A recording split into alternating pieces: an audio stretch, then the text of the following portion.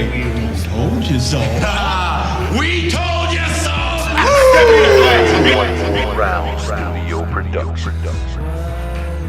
And good evening. We are live here at the One More Round Studios. Casey just clear with a full house. Damian St. Pierre, Richard Mott, Nick Hebert, Mello at the controls. We got a lot planned for you here today. We're going to talk the Mayweather-McGregor fight in the next segment. We've also got some high school football on tap. That's going to be Friday night. Some Jamboree results. We're going to talk about some different things we're expecting.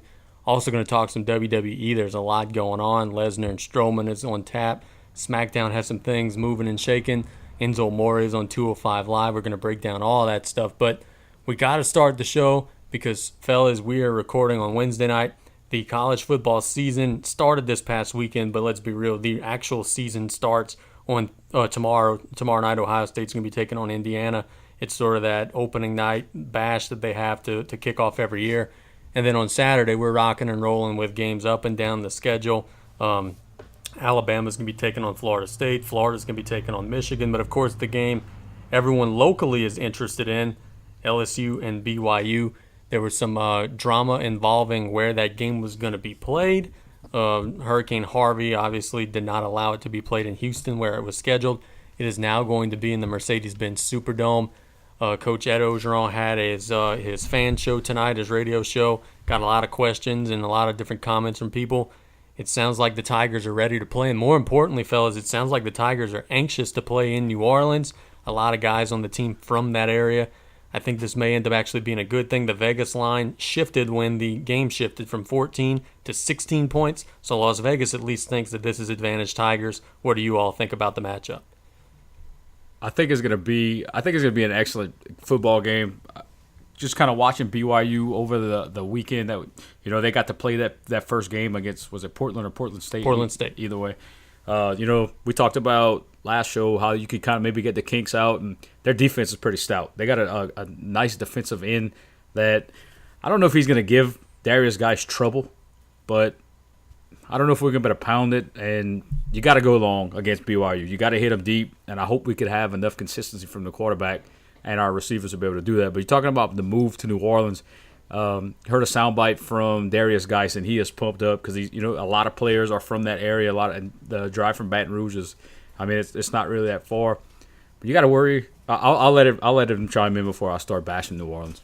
Fellas, what are your thoughts as the game is now going to be in the Dome instead of in Houston? I think LSU just got lucky on that one. We have another home game, and it moved from Houston to New Orleans, and a lot of those kids grew up playing in New Orleans, high school around New Orleans, in the state of Louisiana, that all played their championships in New Orleans. So it's essentially a home game for us. And from what I saw from BYU, I wasn't very impressed, and I think we're like, I'm on the team. I see it as just LSU's just too strong for that team.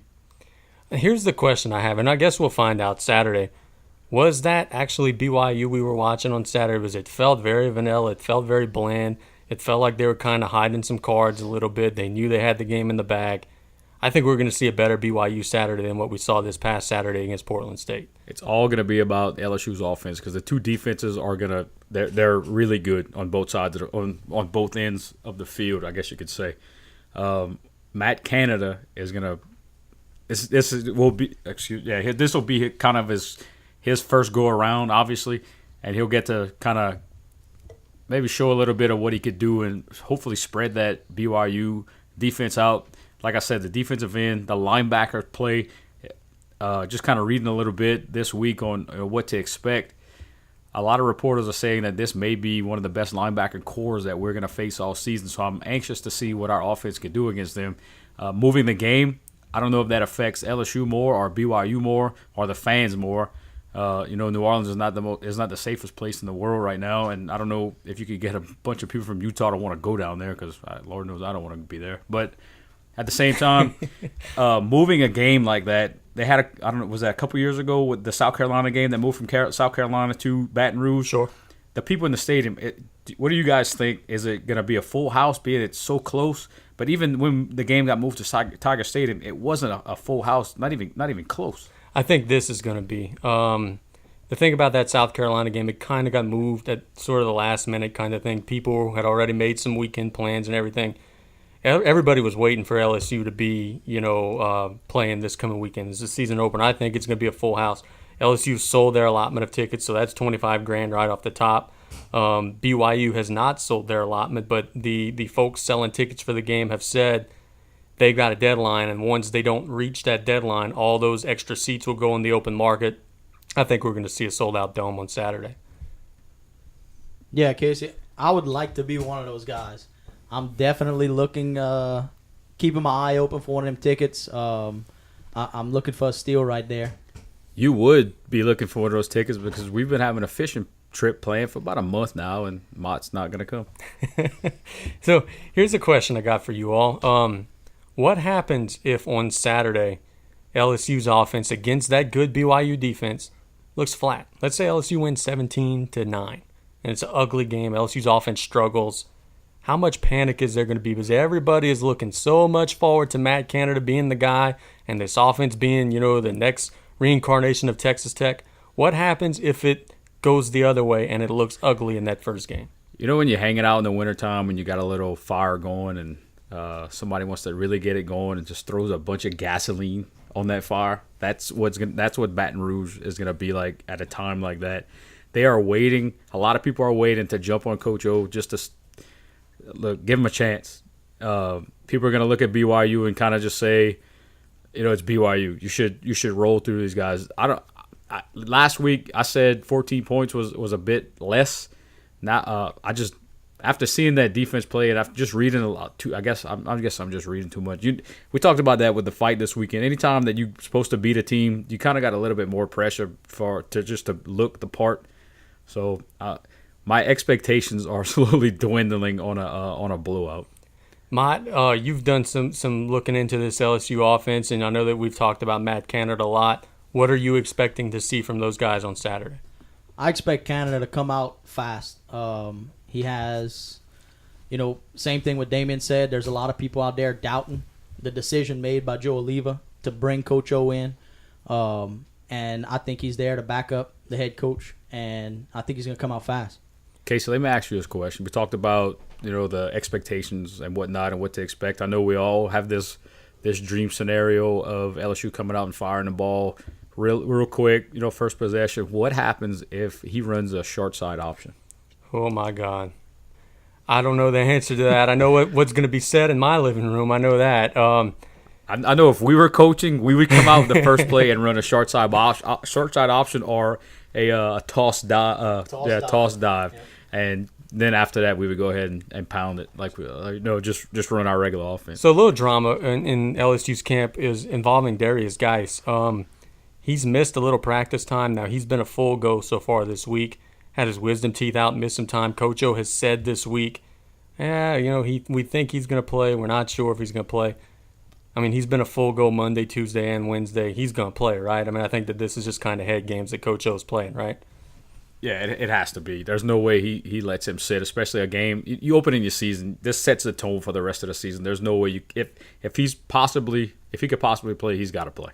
One guy who is not going to play, Arden Key, has been ruled out. He has still been participating in practice, still not getting contact yet. Mott or Nick or whoever wants to take it, how big of an impact is this going to be on LSU's defense not having the All-American defensive end? From what I understand, BYU is a pretty fast-paced offense, and I think it's going to be a huge impact. But again, LSU has a pretty deep defensive unit, and I think they're going to be able to hold their own against BYU's offense. The thing about losing Keith for the first game, I don't know how much he's been involved in practice with, kind of the injury bug and what he's been going through. So I'm sure the defensive unit has had time to gel and get used to playing without him and have somebody in that spot. It's a little bit different from a guy going down maybe early in a game or the Wednesday before the game. Now, Casey, you and I talked about this, and we have not brought this up at all. BYU's players are normally a little bit older. You think that has any? Is that gonna affect the game in any way? Scares the hell out of me, man. I'll be honest with you, it really does, because any other year it wouldn't matter as much. But LSU starting 4 or 5 true freshman players are, between Delpit at safety and Charles at right guard. They're playing some younger players. They lost a big senior group, lost some guys to the draft. And when you add in the fact that BYU's already had that one game to get some of the bugs out, LSU's going to be playing at home, which is good, but in some ways it maybe puts a little bit of extra pressure on your guys. That does kind of worry me a little bit, so much to the point where I wouldn't be surprised if at the end of the first quarter we were looking at something like BYU 7, LSU 3 kind of thing. See, I could see that as well. You get into game week, and every week before that I've been thinking, man, LSU, they're going to have a coming out party against BYU. But the more and more I see it, and seeing BYU's defense last week, the offense, I don't think that's exactly what they're going to do against LSU. You got to attack a Portland State team better, differently than an LSU team. But let me ask Nick. Nick's being very quiet.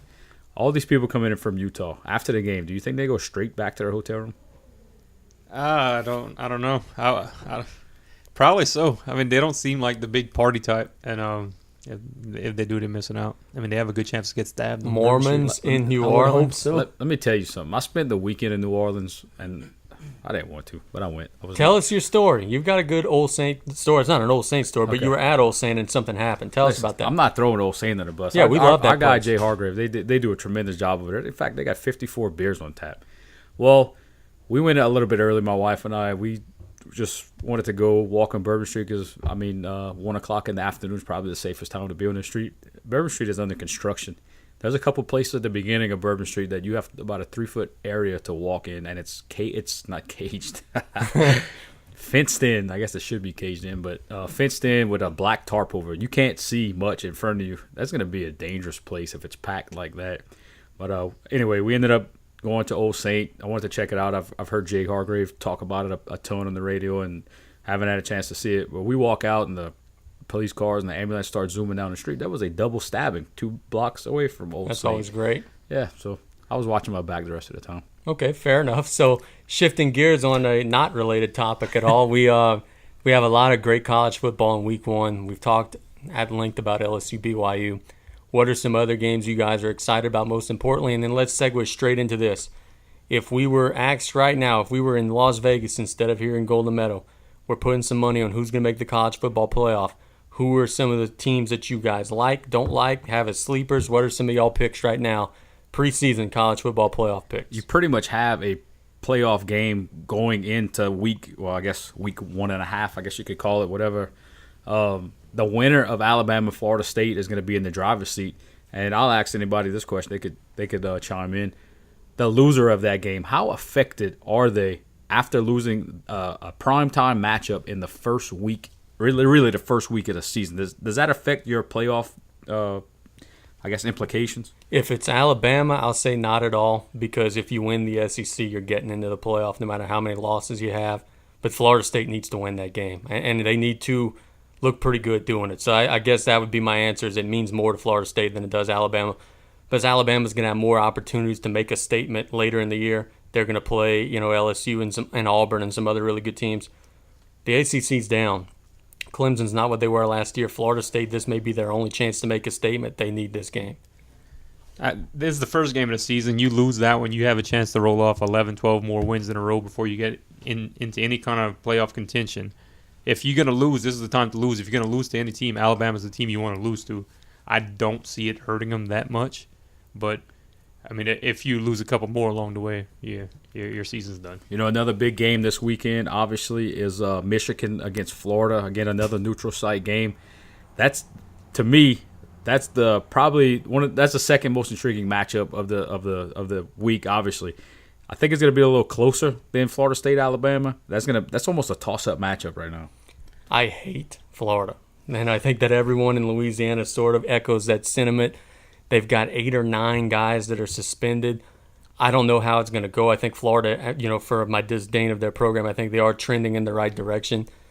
But, man, I got to tell you, I would love nothing more than to watch Michigan whoop up on those guys Saturday. I don't know if it's going to happen, but I would love to see it happen. I think that Michigan offense may get their stuff together. I know Florida got Florida got their stuff together on both sides of the ball. Michigan is on kind of that upswing. Harbaugh's doing a good job recruiting, getting the people in the right spot. That's going to be. I'll watch that game from beginning to end. That's going to be one of the few games that I do that, because the other two I'll probably just kind of glance in and out at. Now, we got the appetizers last Saturday, just some kind of games that you kind of sweep under the rug. But there was one thing that caught my eye is I was down on Stanford. They beat the tar out of Rice on Saturday in Australia, 62-7. They looked good offensively. My big concern with Stanford was, man, well, how are you going to replace Christian McCaffrey? They looked phenomenal. They kind of relied on McCaffrey a little bit. He had to be the best receiver and the best runner on that team. Now they spread the ball out a little bit more. They looked really good. I don't know where it's going to go from here. They're on a bye this week after making the trip to Australia. But at least early on, man, they looked like they're going to be a force out there in the Pac-12. Is that one of your sleepers for the playoffs? I think it is, yeah. I think that, everybody's high on Washington, but I really like what I saw out of Stanford on Saturday. I'm going to have fun with this pick. Mott, who is your sleeper playoff pick? The Louisville Cardinals. Okay. Any reason why? Heisman Trophy winner. Okay. Very few words from my man Richard Mott. Mott is not elaborating very much today. Oh my goodness, I don't even know where else to go from It's here. straight to the point. You asked me a question. You're not nervous about Jackson a little bit? LSU kind of exposed them a little bit. I don't think it's an issue. Okay. So Mott's going Louisville. Nick, do you have a sleeper? Yeah, I do. And it's South Florida. Hey, I like that. Hey, they got Charlie Strong. We got Quentin Flowers. You play for two teams. They got Quentin Flowers, a quarterback, outstanding player. And if they run the table in the American Athletic Conference, they should be in that spot. They can set themselves up for a playoff shot. I like the South Florida pick. I'm not a big Charlie Strong guy, but in that conference, maybe he can make some things happen. I like that pick. Quentin Flowers could play. He's probably the best player that not a lot of people have heard of. So I'm going to put everyone on the spot. What will be the national championship game this season, fellas? We may be watching it on when does Florida State Alabama play? Saturday at 7. Okay, Saturday. I know they got some skipping games around. That may be. I mean, I guess that would be the odds-on favorites. That's two of the better teams in the country that almost everybody's got in the playoffs. I'm gonna be safe. I'm gonna go with the safe pick. Ask me again next week. I might have a totally different answer. Mott? I'm going to say Alabama, Ohio State. Nick? I got Alabama USC championship game. So, Mott, Louisville's lose it in the first round of the playoffs? Definitely. Okay, just making sure we got it. I'm going to go Ohio State and USC. I think that Sam Darnold is really good, and I think that Ohio State's got a lot back. I think that'll be your championship game. I'm not a big SEC guy this year, man. I think they're all going to beat each other up. Melo's over there waiting for us to say Ohio State and Michigan or some dumb something like that. Let me tell you guys another game. I know if anybody wants to play along, we are doing a one more round pick'em for college football for the season, and we are all participating in that. One game I had trouble picking was North Carolina State and South Carolina. So did I. I had a tough time picking that. I think that's going to be. It might not be a very fun game to watch, but I think it's going to be a close encounter of the first kind. One game I didn't have any problem picking was UCLA versus Texas A&M. Go Bruins. Okay, Josh Rosen and UCLA in the house. Interesting thing about that South Carolina game. An analyst predicted that NC State would make the college football playoff, to which Louisville's color commentator for radio said, if NC State makes the college football playoff, he will eat a live animal on the air. Did you guys see that? I did not, but I think that's a bet we need to make here. So, Mott, if South Carolina makes the college football playoff, what do we have to do? Man, I don't know. It's a long shot, but ask me again next week. I'm with Damien. Oh, somebody has a husky. All right, I'll keep this moving along. Another interesting game this week is West Virginia and Virginia Tech. Virginia Tech is trotting out a redshirt freshman quarterback that's going to have to face. I don't want to call him press Virginia because that's basketball, but always a fun offense to watch in West Virginia. That's going to be another close matchup. I like Justin Fuente, and in his second year at Virginia Tech, I think that they're going to have an opportunity to win that game. I think they're on the rise. I think they're a sleeper in the ACC. So I'm going to go Virginia Tech, but I do think that's going to be one hell of a ball game. Yeah, I think so. Those two teams, I don't know how many times they've played, but it's been a number of times, and it's always a good game. So do we all agree LSU's going to beat BYU? Yeah. Yes. Yeah. Yes. Okay. Let's give a score. Okay. Let's see. 34. I don't think BYU's scoring. 34-7. I'm going to go with 52-13. Big Mad Canada guy over here. Mott? I'm going to say 27-10. Oh, Mott's close to me. I'm going to go 26-13. That's where I feel we're at. Bebe's putting that up in the first quarter, just so you know. 26. I would like to see that. Okay, now on the opposite end of the spectrum, okay, we talked about what happens if Matt Canada's offense looks like crap. What happens if they get 600 and something yards? How crazy is the state of Louisiana going to be? How fun Chaco, the LSU fan, be on Monday if their offense looks that good? Okay, so you ever had a little fire that you had in the wintertime and you threw gasoline on it? That's how Baton Rouge is going to be. So either way, there's a gasoline-filled fire. Let me tell you something. If LSU's offense looks that good, I know a place in La Rose where stuff will be thrown in a fire in anger at seeing that happen. I'm not going there. Winning La Rose. Mott, how much of the pandemonium do you think we'll see? Because LSU fans are not level-headed. They're not going to just be like, let's see a little more. We're living or dying by what happens on Saturday. No, I think if they lose, again, all the haters are going to come out and confirm what they've been telling us for the last however many months. And if they win, they're just going to say, "Oh, it was BYU." It was a squash match anyway. I don't think it's going to be a win and loss. I think it's going to be an LSU win. No ifs, ands, or buts about it. I think it's going to be the way they do it because we're so used to basically Les Miles won games. Right. But it was the style and the fashion he did it in that had people in an uproar. Nichols playing tomorrow at John L. Guidry Stadium against McNeese. We talked to Rebo here on this show. We've talked about Fourcade and some of the guys that they have back.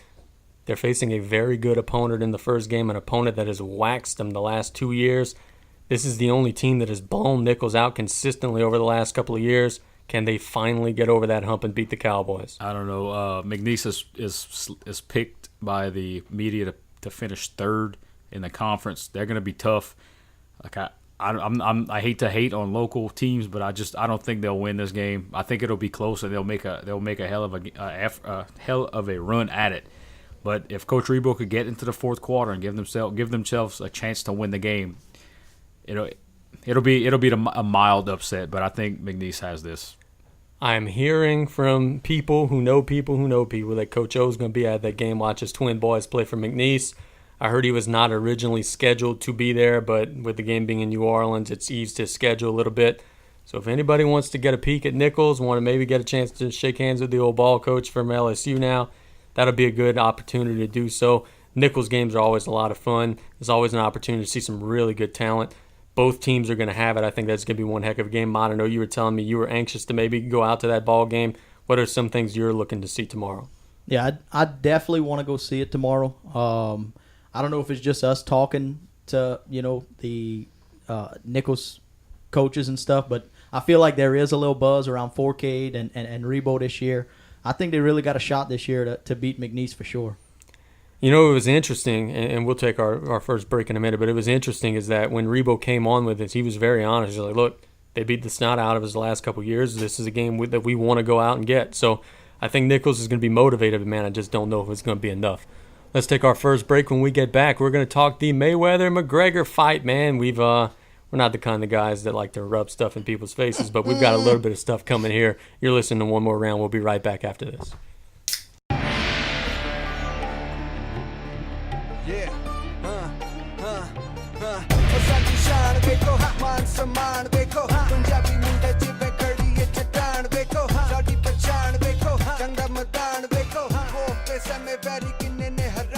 If you're in the market for a screen-printed vinyl t-shirt, sports apparel, embroidery, or much more, please visit Down the Bayou Design Studio and Clothing Company in Golden Meadow. They have all your clothing needs. Go visit Nick and all the guys out there. They're going to do a wonderful job. Again, that's Down the Bayou Design Studio and Clothing Company out in Golden Meadow. They're open 5 days a week from 10 a.m. to 5 p.m. Again, that's Down the Bayou Design Studio and Clothing Company. Give them a ring, 985-475-7700.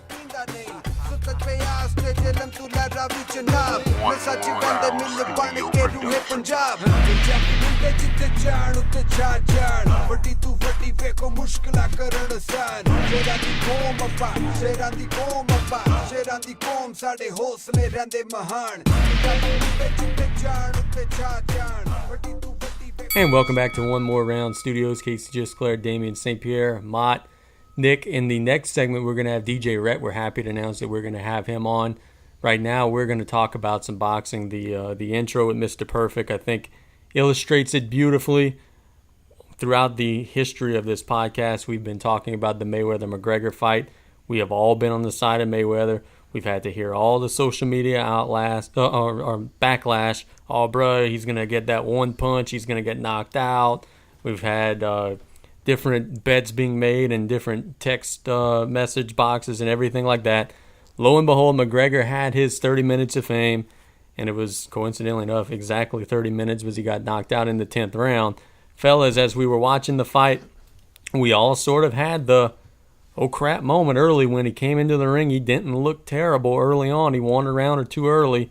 Then he kind of gassed out. Floyd Mayweather got his timing down, got some of his ring rust out, and in the middle rounds he dominated, and in the late rounds he finished. I think that was all part of a big, elaborate plan by Mayweather. I was watching the fight in a very packed upstairs of Manning's restaurant, and a lot of McGregor fans and about 4 Mayweather fans, and I was probably the loudest dude in there. Everybody was talking at the beginning of the fight. It's about to get Mayweather's about to get knocked out. Well, look, McGregor probably punched for the first 2 minutes and 15 seconds of the round, and that showed me right there the dude's about to gas out. Because in an amateur fight, your first real amateur fight, you probably try to throw punches from bell to bell, and that looked like what he was going to do.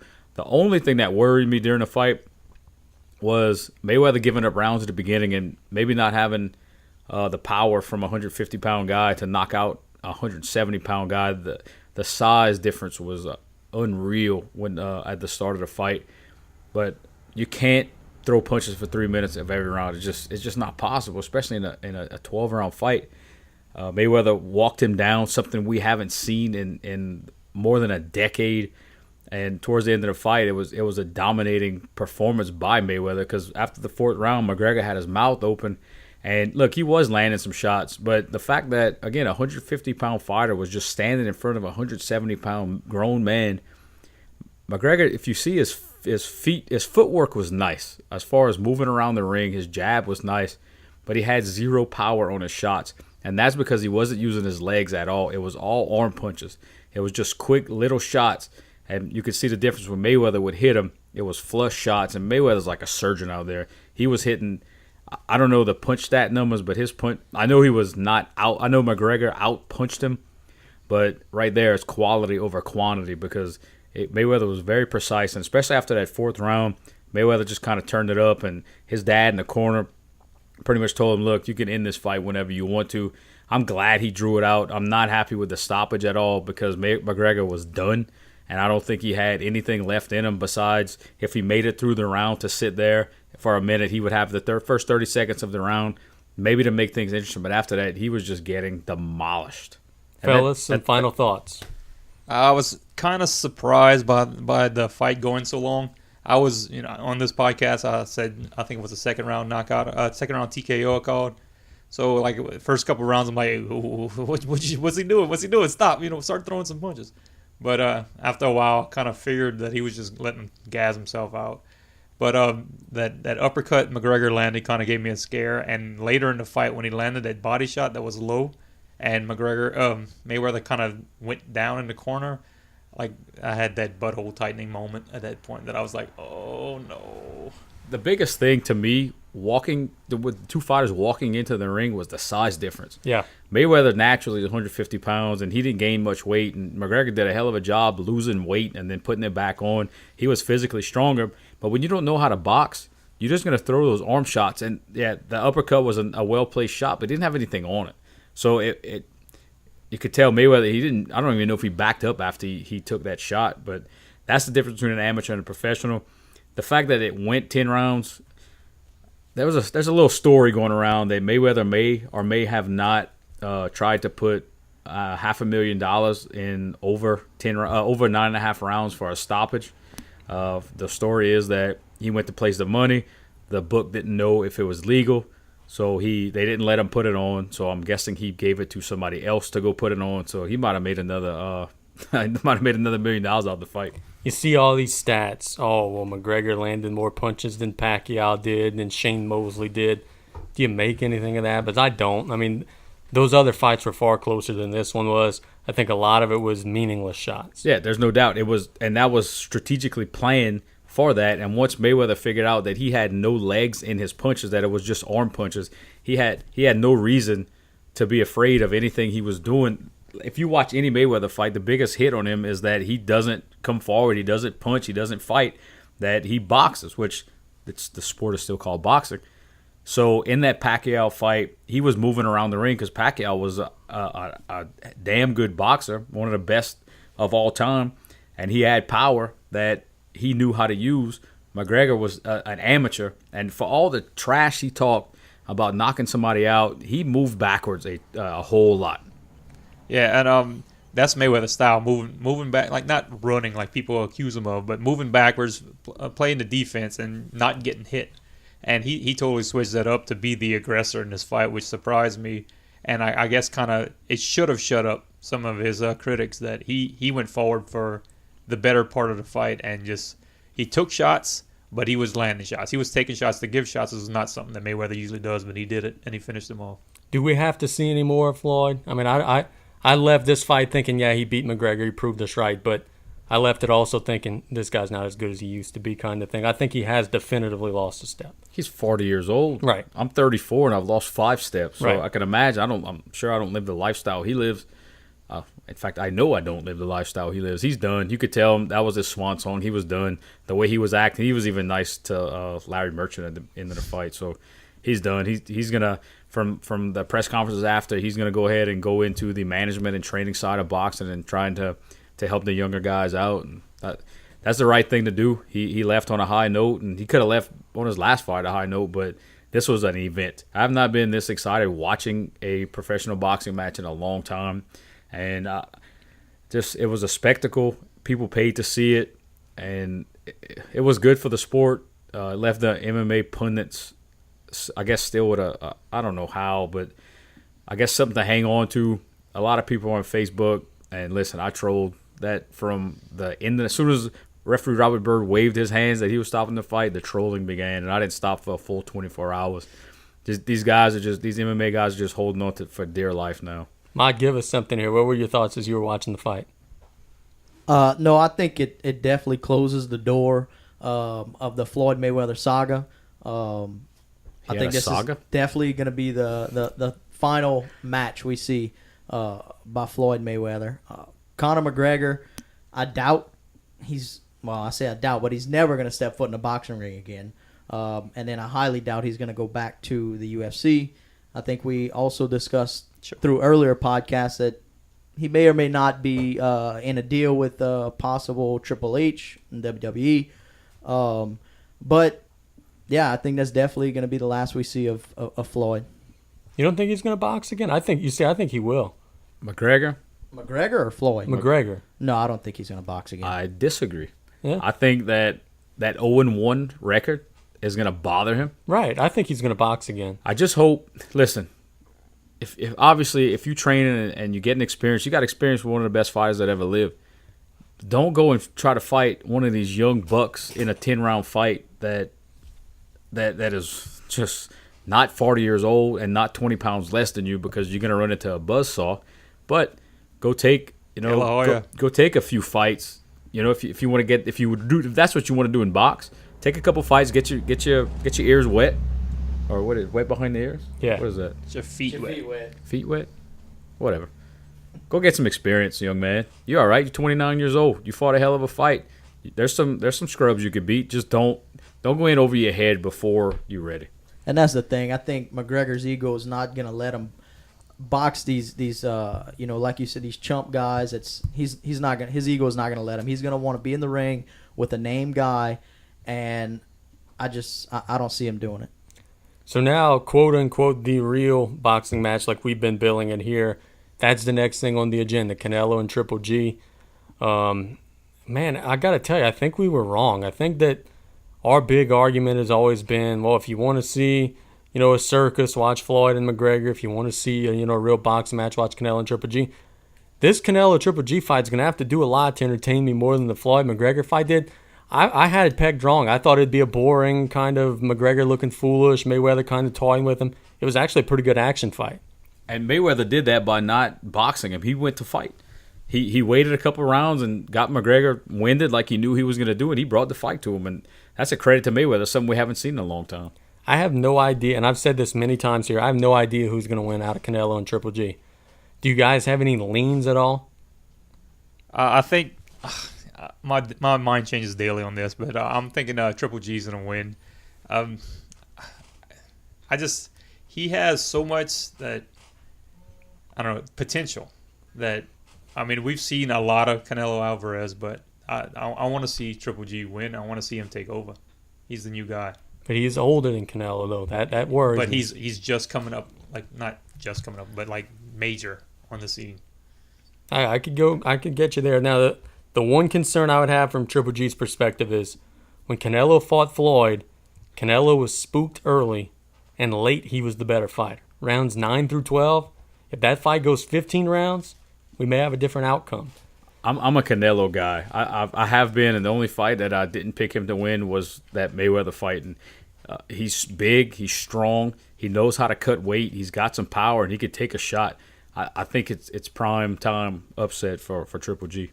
I don't even know if that would be an upset. I just think it's Triple G. I don't think he could stand there for that long and try to dish out the punishment he does for that amount of time. Is there any like Vegas lines on this yet? It's about even. Yeah. They feel the same way that we do. It's about even.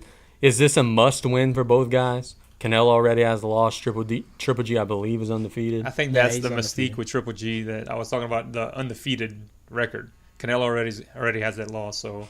But it is to Mayweather. It's, yeah. Triple G looked sloppy his last time out. This is the only time that I've seen him look beatable. He looked beatable. Was he looking ahead, knowing that his next fight was the big money fight? I don't know. I guess we're going to have to find out. But I really don't. I could see this going any number of ways, man. And that's the intrigue of it. Is if you told me right now Triple G knocks him out in 3 rounds, I wouldn't be surprised. If you told me right now Triple G wins a decision, I wouldn't be surprised. If you told me Canelo knocks out Triple G, I wouldn't be surprised. Any outcome wouldn't shock me. Yeah, I'm with you, Casey. I'm a disagree with Nick on it. I'm with Damian. I am a Canelo guy. I want to see Canelo win. Although Triple G, he does have that knockout power. I believe he has 33 knockouts in his 37 wins.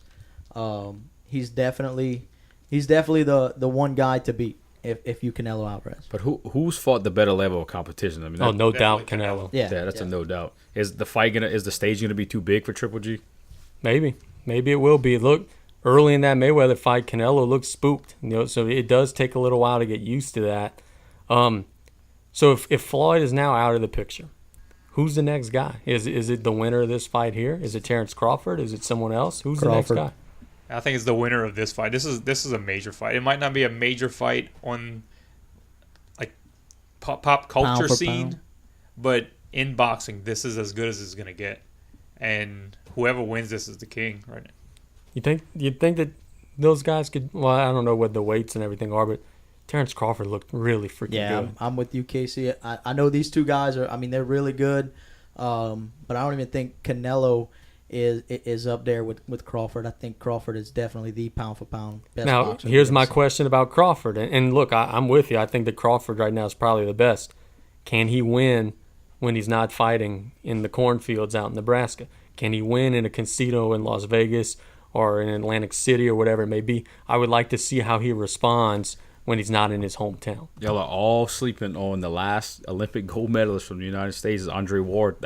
He's the best pound for pound fighter in the world until somebody else tells me, until somebody beats him. Now, who's the guy that Bob Arum said, he's the best thing since Muhammad Ali? Lomachenko. Does anybody put any stock into him? I think he's up there, but not the best. Ring Magazine has him listed as 5th. I think Teddy Atlas has him 2nd or 3rd, either flip-flop with Terrence Crawford and Andre Ward as being number 1. I don't understand how anyone could say that boxing is on a decline after hearing some of those names. Those are all incredible fighters. The Mayweather-McGregor fight in excess of 6 million pay-per-view buys. It's a new record, breaking Mayweather's old record. People like to say that the sport's on the downswing, but I don't think it actually is. I think it's actually better now than it was a decade ago. They don't have the names maybe as much, but I think the quality of fights and the quality of fighters are still there. It's just the marketing is just a little bit different because it's not as mainstream of a sport. But a fight that's being talked about is a guy we just talked about, Lomachenko, against the Cuban Rigondeaux is the way it's spelled or it's pronounced, and that's a fight that may be signed, and that's Ring Magazine has that's both 5 and 6. That's another primetime matchup for boxing, and I'm sure. I don't know if that's a fight ESPN is going to be able to carry. Or that's going to be a pay-per-view, but ESPN is doing a good job of marketing the free fights. They've got a new deal that they just signed. They're going to continue to bring that to the fans, and I think that that's a really good thing for the sport. Is another thing. It's a small thing, but it was something that was worth mentioning. Is ESPN also has a deal with these pay-per-view companies where before, you remember when we were kids, they would show highlights of the pay-per-view. It'd be still pictures. Now they got a new deal where they could show you highlights right away, right after the decision went down between Mayweather and McGregor. They were actually showing the last seconds of the fight. I think that's pretty important too. Yeah, that's got to be the way to go. That's what every other sport does. If you're on ESPN showing live highlights, that makes you a legit sport.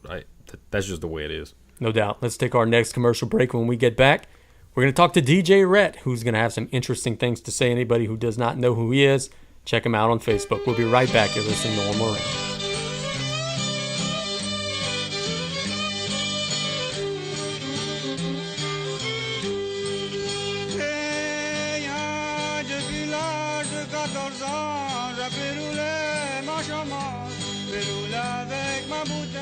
Hey, bro, let's go fishing. And Steve, we can't. That storm cracked all my lines and sunk my shalom. Shit, what we gonna do? But what about Max? Let's call Max him. Max? Yeah, T. Gibson. Don't be like those couillons. Visit Max Plaisance and the gang online today at www.fishtidewater.com. That's Tidewater Charters at www.fishtidewater.com. One more round.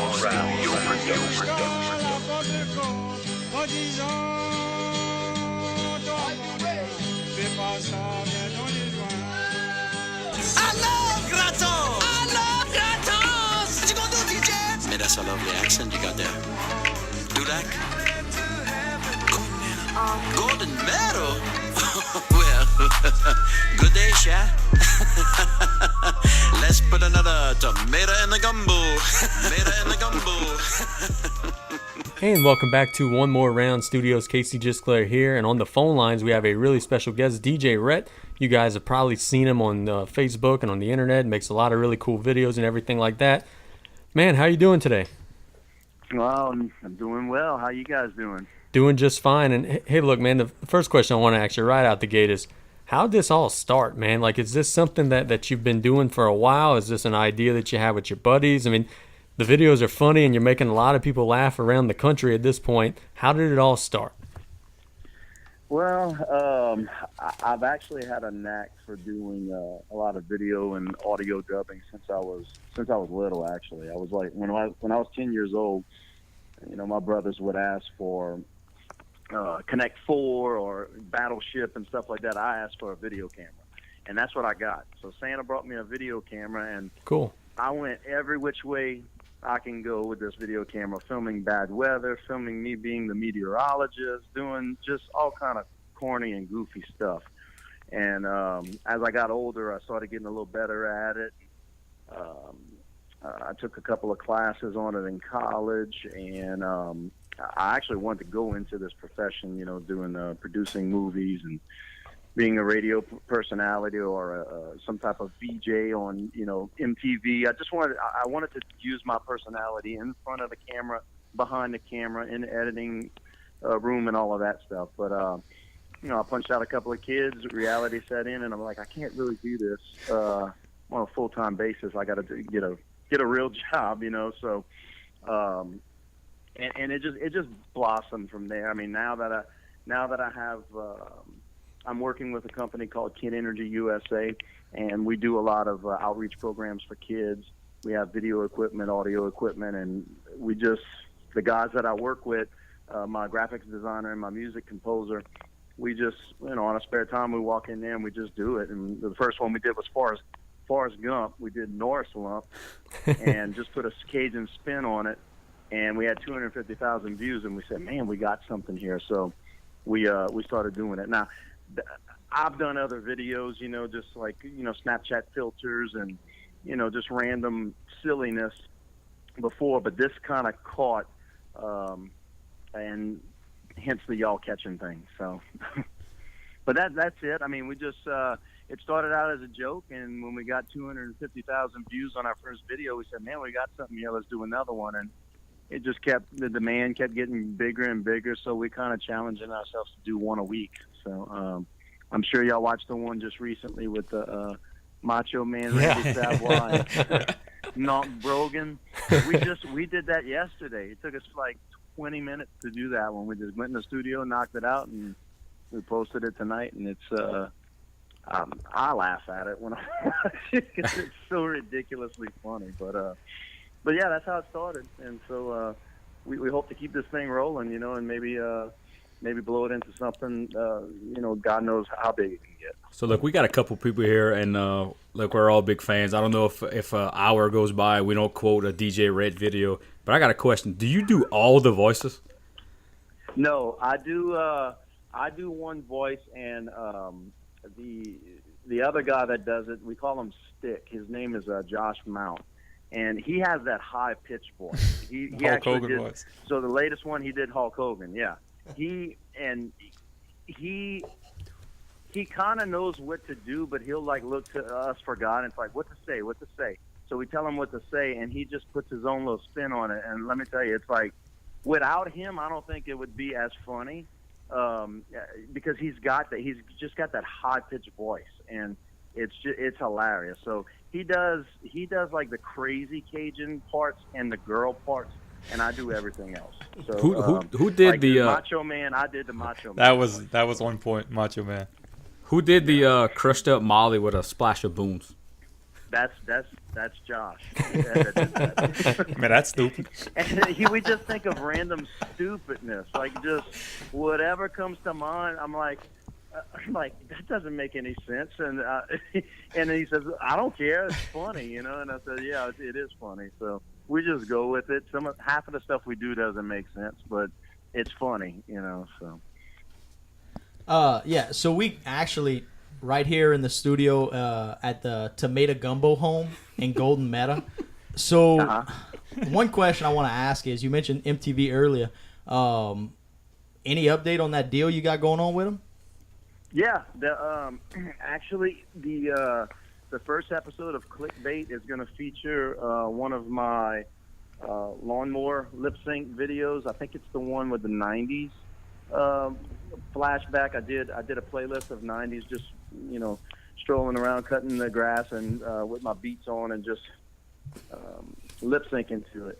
Well, I was getting a lot of hits on that, and then Meeting House Studios out of New York, who actually produces shows for MTV, Nickelodeon, the Oxygen Channel, they reached out to me and said, hey, we're doing this new viral video music show called Clickbait, and we've been watching some of your videos, and we'd like to license some of your videos, pay you to make a few, and we'll put it on the show. And I said, you're gonna pay me to drink beer and ride around on a lawnmower and lip sync the It's the song? dream. Where do I sign? So I actually got my first check in the mail last week for one of the videos, and I was like, wow. I mean, I'm gonna do as many as y'all want. So it's actually the first episode's supposed to air in October. I'm not sure the exact date they're gonna send it to me, but it's in October. So. Hey, winning La Rose. Winning the Rose. Hey, Rhett, Nick A. right here. That last video you put up with the Macho Man and Hulk Hogan. Okay, Yeah. The day I contacted you to come on this show, we were talking in a text just between us five in here, and one thing Casey brought up was that DJ Rhett should take the old WWE 80s stuff and just dub over the voices of like Primetime and Saturday Night's Main Event. And Yeah. we came in here Nailed today. it. We came in here today, and our minds were blown. We were like, okay, who told him? Somebody told him that. But that stuff was epic. One thing I request dude. from you: old school Dude, WWE yeah. Survivor Series intros. Survivor Series. Oh man, those are gold. 1998 especially. Oh, yeah. We could do SummerSlam. We can do a bunch of them. We just have to find out how to throw a Cajun twist on it. So Survivor Series, we can do I don't know, Savoy Series or something like that. I don't know. I'm just kind of ad-libbing here. But we do when we go in there, we just pick random scenes, and we'll Google like top epic 10 scenes of all time, and we'll look at them and like, oh, that's good. Sometimes we'll go in there, we'll do one, and if we don't laugh at it, we don't post it. So we got a couple of them on the shelf that we didn't even release, that we didn't find was funny. If we don't roll down on the floor laughing, we don't release it. I hear you. Most of them, I mean, if we put them out there, people will say, man, that's the best one yet, because everybody always says that's the best one yet. That's the best one yet. So everybody has different tastes, different styles. Our least, the feedback that I got the most, our least favorite one was Friday that we did with Chris Tucker, and that was like 2 weeks ago. Yeah, Vendredi. We did that one, and we did that one, and that one's got like 130,000 views. But people were like just on the street saying, "Man, I didn't enjoy that one." I said, "Well, sometimes we just go in there and we ad lib and we throw one together because we got our normal jobs we got to do, and then we got to get back to our regular lives. We only got a certain amount of time to do these things." But based on the views, our Norris Lump Chaw one is the least favorite one because it had the least amount of views on it. So, but we're selling a whole bunch of Chaw shirts, so it just depends, man. It's like people have their favorite, and we might eventually do like a vault series where we just release the vault stuff that we just put in on the shelf. I mean, we did stuff to the Sixth Sense. We did stuff to Grease. I mean, we got a bunch of them. So we're going to continue to get better and better at them, but we try to outdo ourselves. I don't know how we're going to top this Hulk Hogan and Macho Man one. It's ridiculous. I hear you.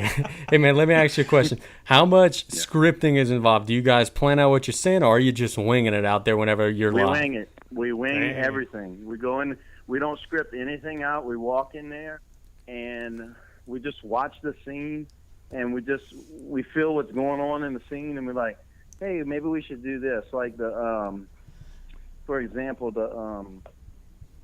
the Few Good Cajuns, when we did A Few Good Men with the potato salad. I said, they were arguing back and forth, and I was like, what do people argue about? And right around that time, it was, when we released it, I think it was Easter, right around when we released that.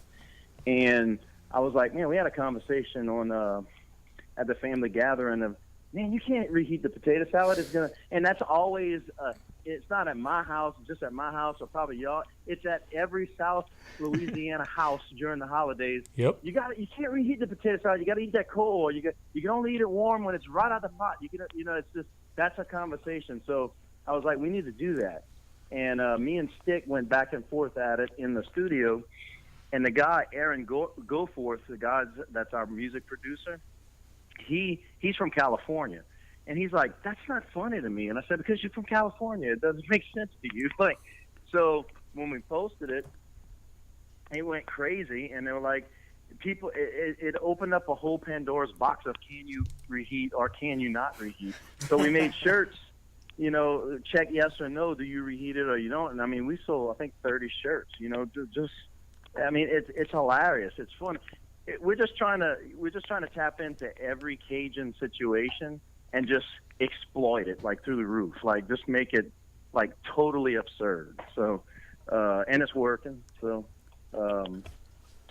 like the crawfish ball one that we just did. I mean, it's Saturday night main event.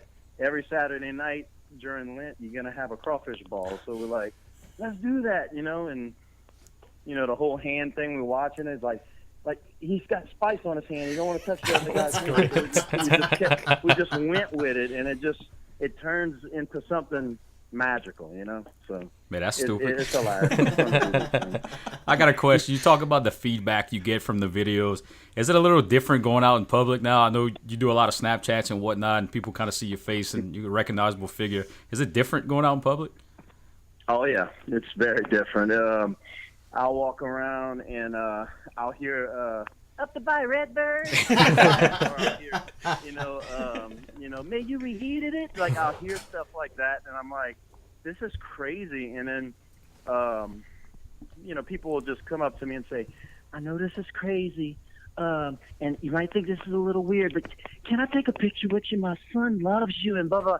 No, you love me too. It's okay. You can take a picture with me. So it's funny. I've been taking a lot of selfies with different people. In fact, my wife and I went to California a couple of weeks ago, and I was in the airport, and I could hear somebody behind me in line while we were boarding the plane. They said, yeah, did you see the Notebook one?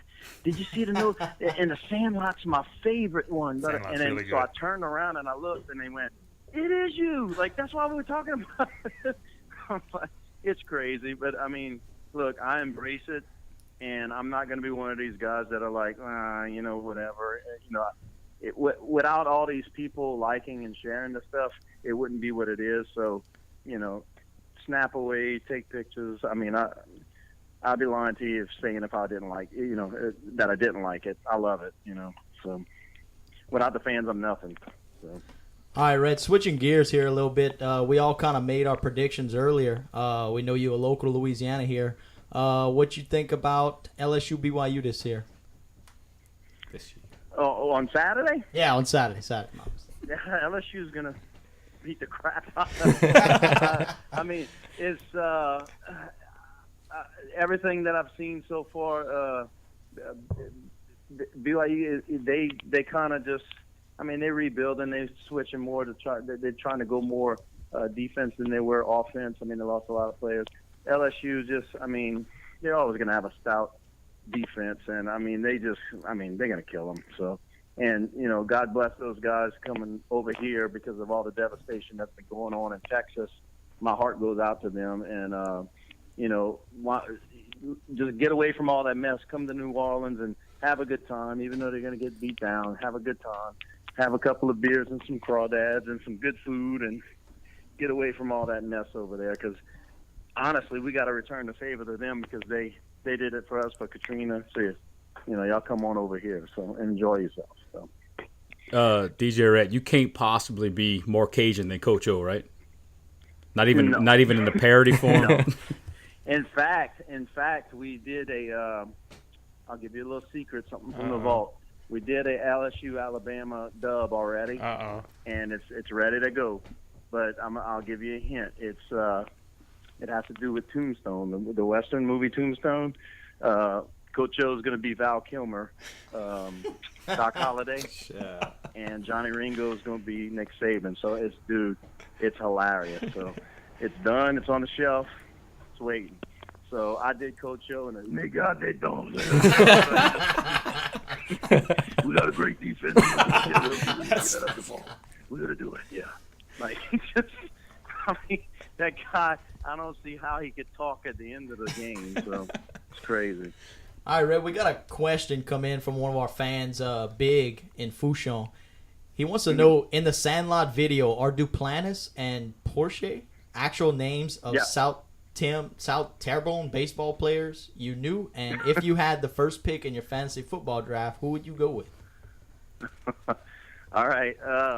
Duplantis and Porsche, I went to high school with a lot of Duplantis and Porsche. If they were on the baseball team, I have no clue. I wasn't really a baseball guy. I was more of a soccer guy because I played soccer in high school. However, I did have friends with last name of Porsche and Duplantis. So that's where we got those names from. And we always try to drop in those dubs. We always try to drop, a Cajun name or a down to buy a name or a down to buy a business or something. We always try to drop that because the more local it is, the more people can relate to it and the more popular it is. And fantasy football, I just did two drafts this past 2 weeks. I didn't have the luxury of picking first, but if I did, I would have picked either David Johnson or Le'Veon Bell. That would have been my picks. I was hoping you would have said Bobby Hebert. No, Bobby Hebert. Yeah. No, that dude don't shut up. We know. No. Yeah. Yeah. No. Listen, it's all about the turnover differentiation ratio. have and the It's have-nots. always about that. Okay. If you end up +3 or +2 +4 on the turnover difference, you 9 times out of 10 you're gonna win that game. I'm telling you. That's all he says. Everything he says is about the turnover differentiation. So. Yeah. My man, we could do this all night with you, but we're going to end on a very high note there. We want to thank you so much for the time, man. It's not a problem, man. Anytime.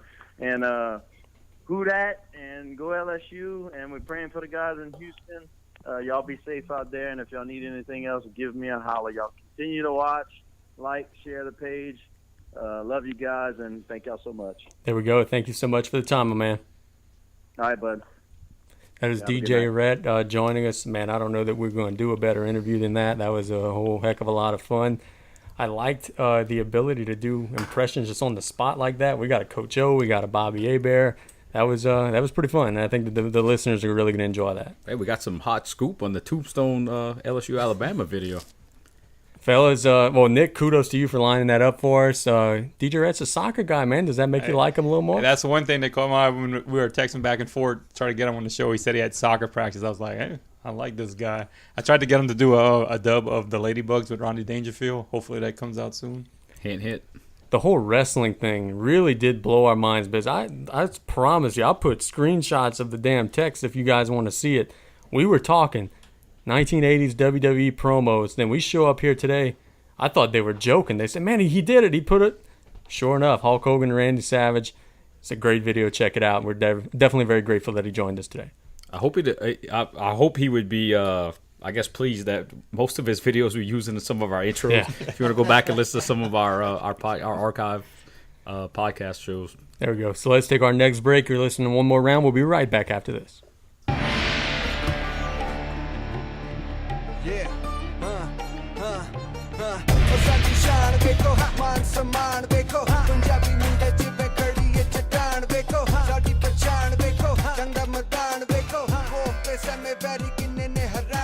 If you're in the market for a screen-printed vinyl t-shirt, sports apparel, embroidery, or much more, please visit Down the Bayou Design Studio and Clothing Company in Golden Meadow. They have all your clothing needs. Go visit Nick and all the guys out there. They're going to do a wonderful job. Again, that's Down the Bayou Design Studio and Clothing Company out in Golden Meadow. They're open 5 days a week from 10 a.m. to 5 p.m. Again, that's Down the Bayou Design Studio and Clothing Company. Give them a ring, 985-475-7700.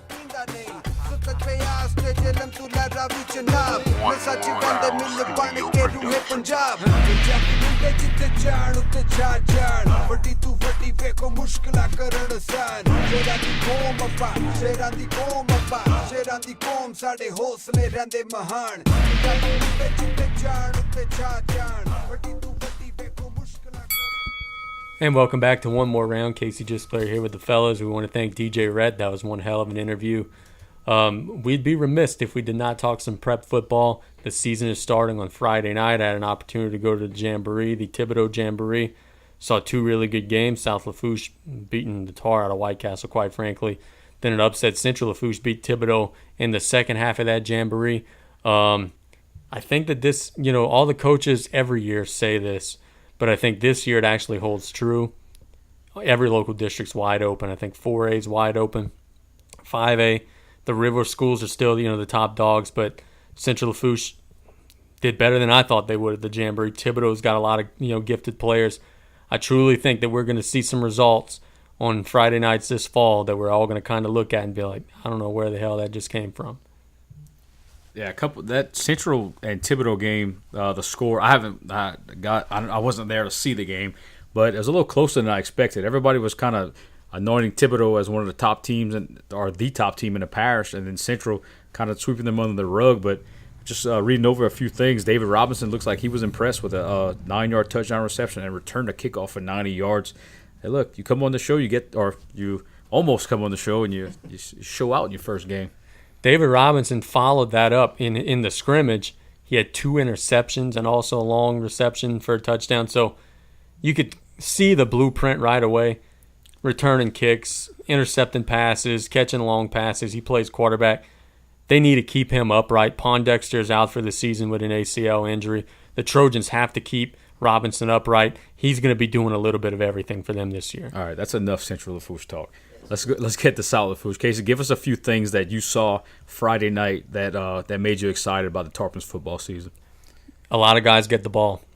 BYU will either be running it, handing it to Allen, handing it to Galjor, handing it to Jelby Sheremy. They've got a lot of different weapons, and I like the way that their offense is structured in that when you think something's coming, they're going to hit you with something else. A lot of swing passes and not necessarily trick plays, but just misdirection plays. I liked the structure. And look, Coach Forsythe's 26 years old. You would expect some hiccups, some delay of game penalties, some pre-snap penalties.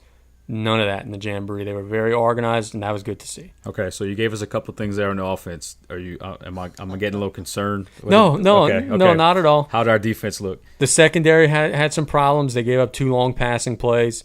Up front, I think they're stout. They pressured the quarterback very well. I think offensively is where their bread and butter is going to be. They're going to score a lot of points. But I'm not necessarily overly concerned about the defense. I think that they're going to get a few stops, force some turnovers. They forced 3 turnovers in the Jamboree. And I think that they're going to be an offensive-minded team, but they're going to have an opportunistic defense as well. I got to listen to the radio a little bit. I heard DeMarcus Kane with a pick six, one of my old AAU ball players. So you got to see Thibodeau as well. We talked a little bit, if you follow us on Twitter, about the Thibodeau quarterback, Mitchell, I believe the last name. Real deal. Number 1, they compare him to Cam Newton. I don't know if it's the number or his playing style, whatnot. What are we going to see come Friday night? Oh, no, excuse me, I'm totally off. That's 2 different games. But tell us a little bit about that quarterback. Well, Friday night, Thibodeau's playing Vanderbilt. That's going to be one hell of a game. Probably the 2 of the better quarterbacks in the area between he and Robinson over with the Terriers. No, here's the thing about Thibodeau. Coach Dugas coaches the Jamboree like it's a Jamboree. They were going for it almost every 4th down. Their punter was injured. They were saying, hey, we're just not going to punt it anymore.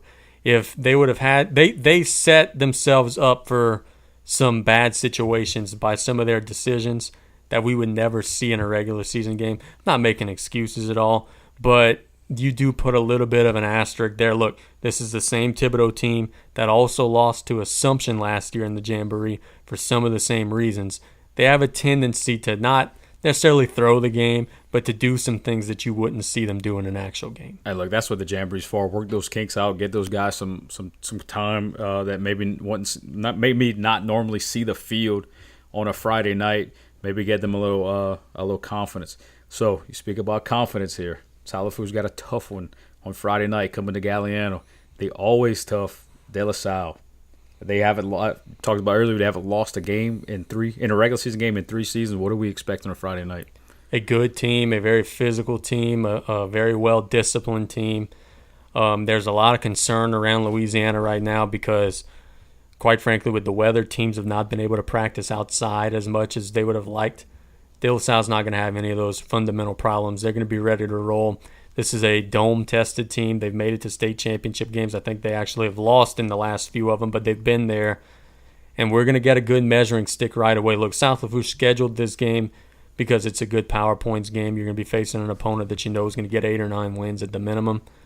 I just wanted everybody to know that if this game goes south and it ends up being De La Salle winning by a couple scores or whatever, don't panic, don't freak out. This is going to be the best team they're going to face all year long. So should be a good game on come Friday night and have everybody out there, especially for the opening night. The weather should be a little bit better than we've seen this week, so I guess it can't possibly get worse. You could listen to that game on 100.3 FM with Casey and Ken on the call. Casey, tell us a little bit. We're going to throw a little shout-out to our boy Truck on the video side that he's providing this season. Dude, this is really cool. You could watch the game live as it is being played on Friday night. You go to the ESPN New Orleans Facebook page, and they'll have a live Facebook Live stream. It's a high-quality video. You'll be able to hear the audio on top of it. So, the motivation behind this, from what Truck was telling me, is a lot of people in the area work offshore. They're on rigs or on boats or wherever it may be. Can't go every Friday night. And Truck, quite frankly, said, look, I got tired of hearing that. Hey, I can't watch my boy play his senior year or whatever it may be. Now you can. So all 10 regular season games and the Jamboree as well are going to be videoed. You'll be able to watch it live. And then the best part about it is, let's say you got a wedding that Friday night, you can't watch it live. It archives. It stays on YouTube. You can watch it anytime you want. So you're telling me I missed the game Friday and I could have watched? Yeah. I didn't know that. And you still can go back and watch it now or whatever it may be. I think it's a great thing, and it's very innovative. It's something not a lot of people are doing, and it's good to see them be on the front edge, cutting edge of that. You know what? We'll make sure we share that link on our One More Round Facebook and Twitter. I know Nick's kind of looking at that our links right there. Nick, you want to give us a rundown on how to follow us on social media? On Twitter, you can follow us at @1_more_round. On Facebook, we're One More Round Studios. On Podbean, onemoreround.podbean.com. And on YouTube, you can just search One More Round Studios. And we are now on iTunes if you are a iPhone user. Casey, one more big matchup in Lafourche Parish. Central Lafourche traveling to Thibodaux to take on E.D. White. Give us a take on that one. E.D. White's got a lot back with Shanklin and Brandon Lejean, and they've got a lot of their line back. But here's the thing, man. Every week I feel like I'm saying to myself, man, Central Lafourche is down. They don't have Pondexter. They lost a lot of guys. But every week they also come back and they prove me wrong. They beat Assumption in their scrimmage, beat Thibodaux in the Jamboree. This is truly a pick'em game, and I think it's going to be a good tool for both teams to measure where exactly they rank. But it's interesting. I got a story there, or something that I would like to bounce off of you guys here, sort of to cap this segment. We talk prep football, and it's my job to follow it, so I see a bunch of games. What is the most memorable prep football memory that you guys have of a game you played in, a game you watched, whatever it may be? I got a really good one. What's the most memorable prep football moment you guys have? Okay, as a kid, I believe it was Lance Reynolds. It was a Jamboree game. I think we were playing Sarah Reed, and he knocked down like a 50-yard field goal. On the horn. And as a kid, I must have been, maybe early teenage years, maybe a little bit younger. I thought that was amazing. And then also, as an adult in 2009, pretty much that whole 2009 season with Rusty Bourne, pretty much having one of the best seasons any South Lafourche running back has ever had. That was, to me, that's two things that stick out in my mind. Mott? Yeah, I'm not as old, so I don't remember the glory days of South Lafourche. But yeah, definitely in recent memory was Rusty is definitely, again, one of the best guys that's been through that program. And as well as I believe it was 2011 or 12 undefeated season. That whole season was pretty good. That was definitely a great moment for South Lafourche football. Nick? Yeah, y'all kind of stole my answer. I don't like agreeing with y'all too much, but the Rusty Bourne years, those were excellent. Seth Griffin years, was that at the same point? Undefeated. Yeah, we pretty much went to every single game, never missed at that point, home and away. And that was just fun to watch those guys. I still think it. Jason Lassang, Keegan Polkey, Jason Lassang, the guy that works at the hospital. I still think in 2009 we went to Westgate to play the second round playoff game. If they don't call Rusty Bourne out of bounds on that opening drive, I think it's a different game. I was in college still for the 2009 ride, so I missed a lot of it. But I remember going to the Central Lafourche game in the regular season, the game over there. The whiteout. And I remember showing up there, and look, I knew that this team was over with the community and everything, but I show up there, we get there kind of late, and I see nothing but white people, the white shirts in the Central Lafourche stands. It was unbelievable. And then the Rusty Bourne takes the run early in the game, scores, everybody's going bananas. I was like, man, this is awesome. So the following week, play Central Lafourche at home, playoff game, get the win. I traveled out to Westgate the next week. Once I saw the following that team had once, I was hooked. I was going to every game the rest of the season. I remember being in John L. Guidry Stadium for the only regular season loss that year, and that was a crazy game to take your only defeat in. So here's my story: is I was a class of 2005 senior. We were terrible in the 2004 football season. That was Tommy Driscoll's first season as head coach, and we were running triple option. It was, as you would expect, that transition to go. It was not going well. They didn't have the personnel to run it. So season starts off bad. They're 2-7 going into the last game against East St. John, quarterbacked by Ryan Perilou. All week long, man, the seniors on the team, man, shit, we got to play Ryan Perilou our last game in high school. We're going to get crushed. Lo and behold, 39-36, South Lafourche beats East St. John. Kevin Gidger ran for like 300-something yards that night. Thomas Bruce ran for like 160 yards that night. The quarterback, Ryan Pete, ran for like 80, 90 yards. South Lafourche had 600 yards of total offense. Somehow, some way, they beat East St. John that night. I remember listening to that game on the radio, and I had the whole hype around. I heard the whole hype around Ryan Perley. I wanted to go to Tarpon Memorial that night, but I just didn't make it. He was unbelievable. And, his biggest fault on that night was Tarpons would go down the field in 14-play drive and score. East St. John would get the ball 2 plays. They were in the end zone. By the end of the game, their defense was on IVs. They had football coaches and everything to keep the guest line rolling. So good night, guys. One More Round Studio Production.